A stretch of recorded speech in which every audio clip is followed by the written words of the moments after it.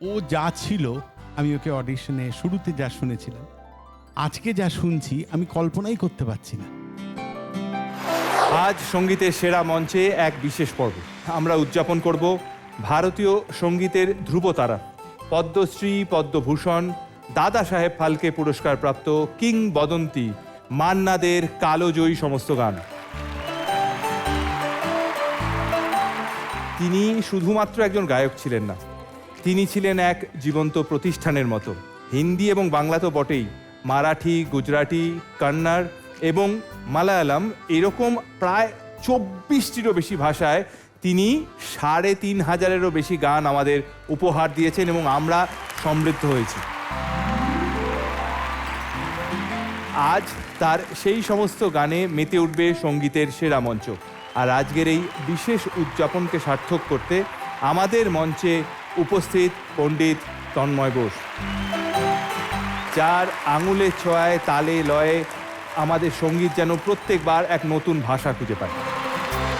দক্ষিণ ২৪ পরগনা সুভাষ গ্রামের গীতশ্রী।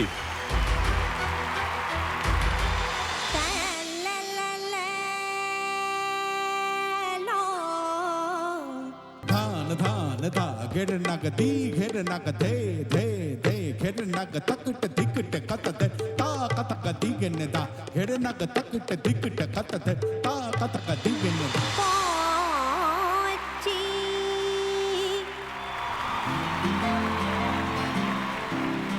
ছেলেরা যখন মিমিক করে না, ইটস ইজি, কারণ ছেলেদের গলাটা মোটা থাকে, তো যখন ওরা মিমিক করে they can turn it to a girls voice বা পাতলা ভয়েস, ডিফারেন্সটা বোঝা যায়।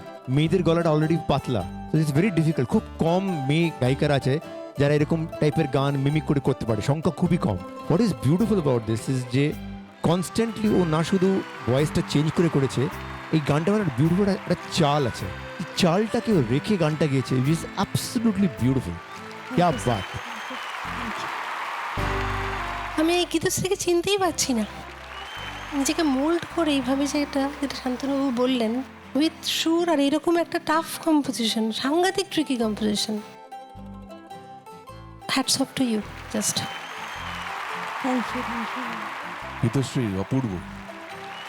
এই অ্যাক্টিংটা খুব দরকার ছিল গানের মধ্যে, যে নাটকটা সেটা অপূর্ব হয়েছে।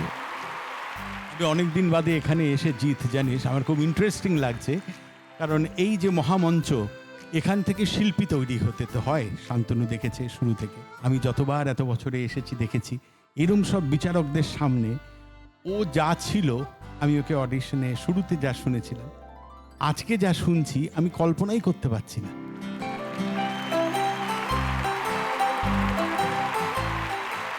যখনও শুরু করেছিল এখানে জার্নি সারেগামাপায়, তখনও বলেছিল যে আমার এটা স্বপ্ন এবং এটা আমার সংকল্প যে আমি যদি ভালো গান গাইতে পারি, প্রথম যে কাজটা আমি করব, আমি আমার বাবা মার জন্য একটা বাড়ি বানিয়ে দেবো। আমার বেড়ে ওঠাটা একটা দরমার দেওয়ালে একটা বেড়ার বাড়িতে। 2020-তে একটা ঝড় হয় আমফান, আমার বাড়িটা আমফান ঝড়ে ভেঙে যায়। সেই ঘরটা দেখে আমাদের বেরিয়ে আসতে হয়। আমার মনে হয়েছিল ওই বাবা মাকে ছাদটা করে দিতে হবে। আমরাও চাই যে একটা কেন, ও আরও বেশি বাড়ি বানাতে। এটা তোর জন্য অপেক্ষা করছি, আসছে।